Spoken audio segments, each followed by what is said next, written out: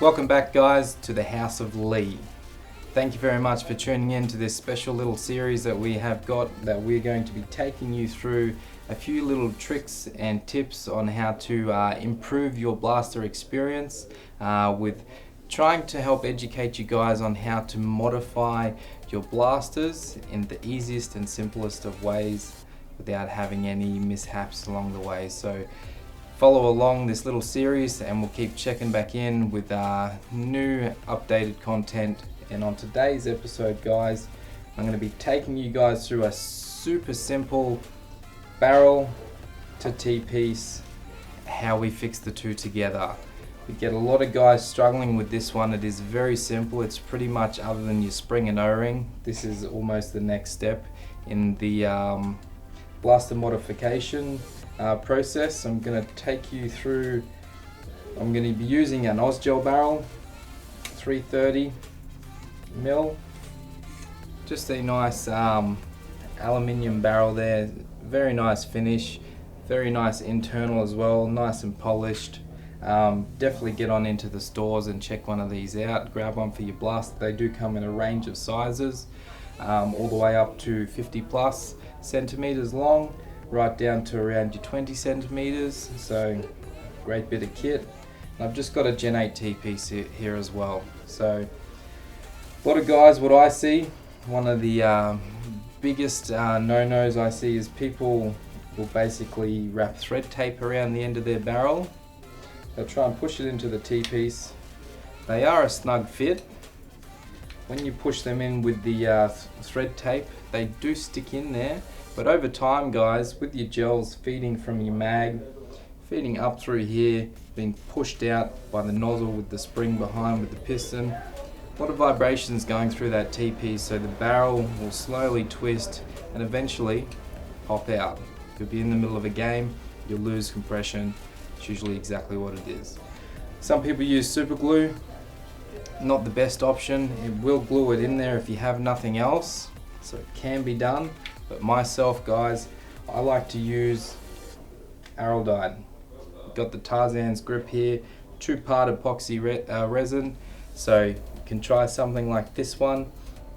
You can also get it in the 2 parts, and you just simply mix them together.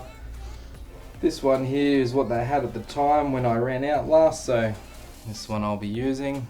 This one, guys, basically take the lid off. I've got a nice little piece of cardboard here from a trusty LDT magazine. I'm just going to basically squeeze this resin right up to the top. See it starting to come out, down onto your little cardboard. Squeeze it out, make sure it's nice and equal. Got a nice little pool there now. Return the plunger back down to the base just so the resin doesn't sit up into the air and harden. Place the lid straight back on. Put your resin to the side. Nice little stirrer here, guys. This is just basically the end of a screwdriver. I've snapped the end off. Just a little stirrer just to mix your resin together. Give it a nice little stir. Mix those parts together. You've got part A and part B, so you've got a hardener as well as the resin, so that's nice and mixed. Alright, this end of the barrel, guys, make sure it's the grooved end of the barrel, not the opposite. This end right here, this is the one you want to be placing the resin on. When placing the resin on, guys, I will basically grab myself a bit, give it a nice little twist as you're holding it, and you should be able to keep that resin on there. At the end here, give it a dab, twist around. You don't want to be placing the resin, guys, right in the end. You don't want any to go inside the barrel, only on the outside of the barrel. Here we go. Dab a bit more on there. That's it, guys. Make sure you're covering all the way around the barrel.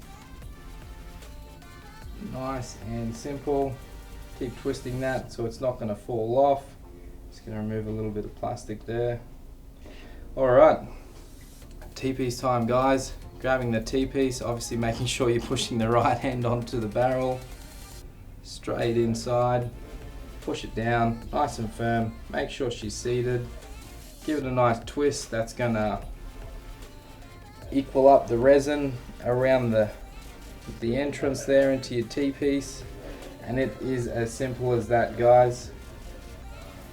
As long as your barrel is 100% home, you can twist it upside down, have a look inside, make sure it's traveled all the way down. Nice little twist. Hold it on the table. You're going to hold this one for about 5 minutes, guys. That resin is going to cure, then you're good to go.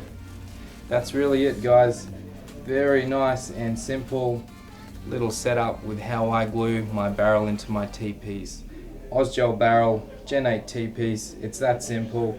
Get yourself a little mixing pad for your epoxy. The reasons why, or the benefits that I use epoxy to glue my barrel into my T-piece, and again just going over the fact that super glue and the old like plumber's tape and pushing that into the T-piece, they can come unstuck. The plumber's tape over time will push out and create a huge air leak, so you're going to dramatically lose your FPS and make your blaster basically unshootable. And with the super glue as well, even though it can work, it's definitely not as strong a bond as epoxy. So epoxy for myself wins every single time. Super strong, air is not going to leak around there at all. The only issue is basically if you do not seat the barrel into the T-piece correctly, that is basically the only issue you're going to get. Other than the fact of trying to remove the T-piece later on, because it will be bonded so strongly, there may be an issue there.